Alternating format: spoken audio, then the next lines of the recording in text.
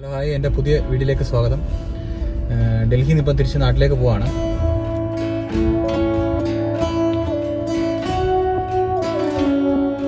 ഇവിടെ കല്യാണമൊക്കെ കൂടി നല്ല സന്തോഷകരമായ ഒരു കല്യാണമൊക്കെ ആയിരുന്നു. ഇപ്പം ഡൽഹിയിലാണ്. ഞങ്ങളിപ്പം വെൽക്കം ഐറ്റീസിലാണ് താമസിച്ചത്. അപ്പോൾ അവിടെ നിന്ന് തിരിച്ച് നാട്ടിലേക്ക് പോവാണ്. ഭയങ്കര ട്രാഫിക്കാണ്. നാഷണൽ എക്സ്പ്രസ് ഹൈവേ ഇങ്ങോട്ട് വന്ന മുംബൈ ഡൽഹി എക്സ്പ്രസ് ഹൈവേയിലോട്ട് കയറാൻ വേണ്ടിയാണ്.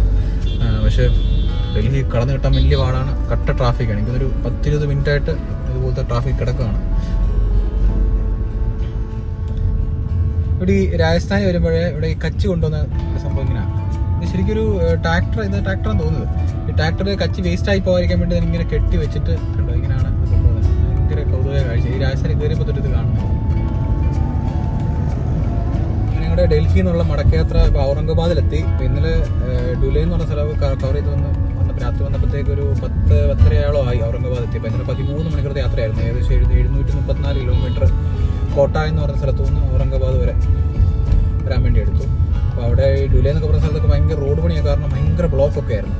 ഇപ്പം ഔറംഗാബാദിലാണ്. ഇന്നലെ ഞങ്ങളിവിടെ വന്നപ്പോൾ ഔറംഗാബാദൊക്കെ നല്ല ഇടിയും മഴയായിരുന്നു. നല്ല മഴയത്താണ് ഞങ്ങളിവിടെ വന്ന് കയറിയത്. ഇപ്പോൾ പകലിപ്പോൾ നല്ല ചൂടാണ്. പകലൊരു 41-42 വരെ ചൂട് പോകുന്നുണ്ട്. പക്ഷേ ഔറംഗാബാദ് നല്ലൊരു ടൗണാണ്. എനിക്ക് യാത്ര ഏറ്റവും ഇഷ്ടപ്പെട്ട 2 ടൗണായിരുന്നു കോട്ട, പിന്നെ ഔറംഗാബാദ്. കോട്ട എനിക്ക് ഒരുപാട് ഇഷ്ടപ്പെട്ടു. ഒരുപാട് ചരിത്രങ്ങൾ ഉറങ്ങിക്കിടക്കുന്ന ഒരു സ്ഥലമായിട്ട് എനിക്ക് തോന്നി.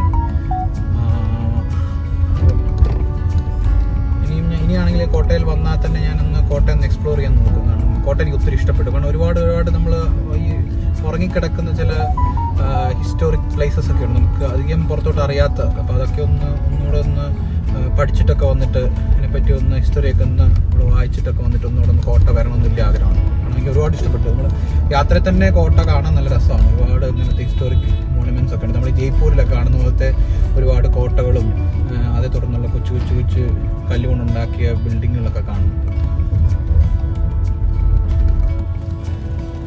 അങ്ങനെ ഞങ്ങളുടെ ഡൽഹി യാത്ര ഇങ്ങനെ അവസാനിക്കുകയാണ്. ഇപ്പോൾ കോഴഞ്ചേരി കഴിഞ്ഞു, ആറന്മുളയൊക്കെ ആയി. ഏകദേശം 13 ദിവസം എടുത്തു ഞങ്ങൾ പോയിട്ട് വരാൻ. 5 ദിവസം അങ്ങോട്ട്, 5 ദിവസം ഇങ്ങോട്ട്, പിന്നെ കല്യാണമായിട്ട് ബന്ധപ്പെട്ട് യാത്രകൾ. നല്ലൊരു യാത്രയായിരുന്നു. ഹൈക്രോസുമായിട്ടുള്ള ആദ്യത്തെ ഇങ്ങനൊരു ലോങ് ട്രിപ്പായിരുന്നു. എങ്ങനെയിരുന്നു അമ്മേ യാത്ര? യാത്ര നല്ലതായിരുന്നു. ഇഷ്ടപ്പെട്ടായിരുന്നു? പിന്നെ കല്യാണങ്ങളൊക്കെ എനിക്ക് കൂടാൻ പറ്റി. 2 കല്യാണം എല്ലാവരെയും കാണാനും എടുക്കാനും ഒക്കെ പറ്റി. പിന്നെ യാതൊരു കുഴപ്പവും ഇല്ലാതെ പോവുകയും വരികയും ചെയ്യാൻ പറ്റി. നമ്മൾ തനിച്ച് പോകുമ്പോൾ യാത്ര എന്ന് വെച്ചാൽ നമുക്ക് കുറച്ചുകൂടെ നമ്മൾ ഫ്രീ ആണ്. നമ്മൾ നമ്മുടെ കാര്യം മാത്രം നോക്കിയാൽ മതി. ഇപ്പം അമ്മ ഉള്ളപ്പോൾ ഉണ്ടാകുന്ന കാര്യങ്ങൾ എന്ന് വെച്ചാൽ അമ്മയുടെ കാര്യങ്ങളെല്ലാം നോക്കണം. പിന്നെ നമുക്ക് ബാക്കി കാര്യങ്ങളെല്ലാം നമ്മൾ നോക്കണം. യാത്രയുടെ ഓരോ ദിവസവും ഉള്ള പ്ലാനിങ്ങും കാര്യങ്ങളും. കാരണം നമ്മളൊരു പ്ലാൻ ഇട്ടാണ് യാത്ര തിരിച്ചു ചെയ്യണം. ഓരോ ദിവസത്തെ നമ്മൾ പ്ലാൻ ഉണ്ടായിരുന്നു. ഇന്നിപ്പോൾ എവിടെ നിൽക്കണമെന്നൊക്കെ നമുക്കൊരു കൃത്യം പ്ലാനായിട്ടാണ് ഞാൻ യാത്ര തുടങ്ങിയത്. അപ്പോൾ അതുകൊണ്ട് ആ പ്ലാൻ ഉള്ളത് കൊണ്ട് നമുക്ക് ഒന്നും ഡിലേ വരുന്നില്ല. അപ്പോൾ അല്ലാതെ പ്ലാൻ ഇല്ലാതെ നമ്മൾ യാത്ര ചെയ്താൽ എപ്പോൾ എത്തും, എപ്പോൾ ഇരിക്കും, എവിടെ ആയിരിക്കും നമ്മൾ താമസിക്കുന്നപ്പോൾ ഒരു ബുദ്ധിമുട്ട് വരും. ഇപ്പം ടോട്ടൽ കിലോമീറ്റർ യാത്ര ഇരിക്കുന്നത് വെച്ചാൽ 5712 കിലോമീറ്ററോളം ആകുന്നു.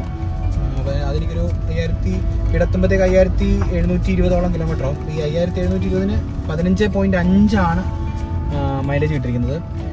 ടോപ്പ് സ്പീഡ് വന്നിരിക്കുന്നത് 175 വരെയൊക്കെ വന്നിട്ടുണ്ട്. അതല്ലാതെ തന്നെ ഒരു ആവറേജ് ഒരു 120 തന്നെ 120-140 നമ്മൾ എക്സ്പ്രസ് ഹൈവേയിലൊക്കെ പോയിട്ടുണ്ട്. കാരണം അവിടുത്തെ എക്സ്പ്രസ് ഹൈവേയുടെ സ്പീഡ് ലിമിറ്റ് എന്ന് പറയുന്നത് തന്നെ 120 ആണ്.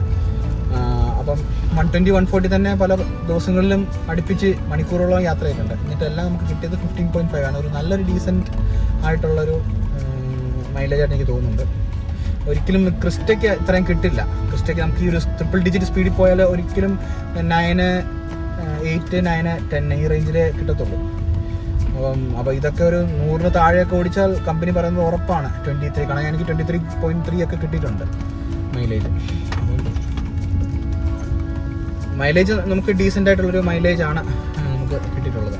ഞങ്ങളുടെ ഒരു കണക്കിലൊരു 40,000 രൂപയുടെ പെട്രോൾ ഓളം ഇപ്പം അടിച്ചിട്ടുണ്ട്. 5700 സംതിങ് കിലോമീറ്റർ ഓടാണ്. അതിൽ ഇനിയിപ്പോൾ 348 കിലോമീറ്റർ ഓടാനുള്ള പെട്രോൾ ബാക്കി കിടപ്പുണ്ട് താനും. 8600 സംതിങ് രൂപയുടെ ടോള് എടുത്തിട്ടുണ്ട്.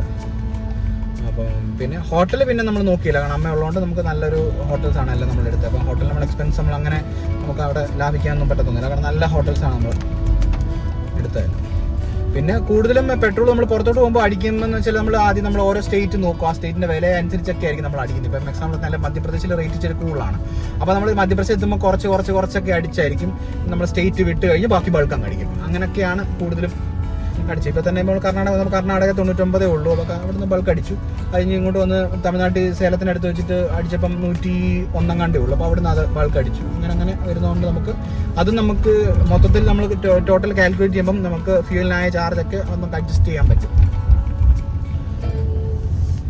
അങ്ങനെ അമ്മ എൻ്റെ കൂടെ 8 സംസ്ഥാനങ്ങൾ കവർ ചെയ്ത് ഞങ്ങളിപ്പോൾ വീട്ടിലെത്തിയിരിക്കുകയാണ്. ഇപ്പോൾ ഈ വീഡിയോ ഇവിടെ വെച്ച് വൈൻഡപ്പ് ചെയ്യാണ്. ഞാൻ, ഞങ്ങളുടെ വണ്ടി, അമ്മ, എല്ലാവർക്കും ബൈ ബൈ.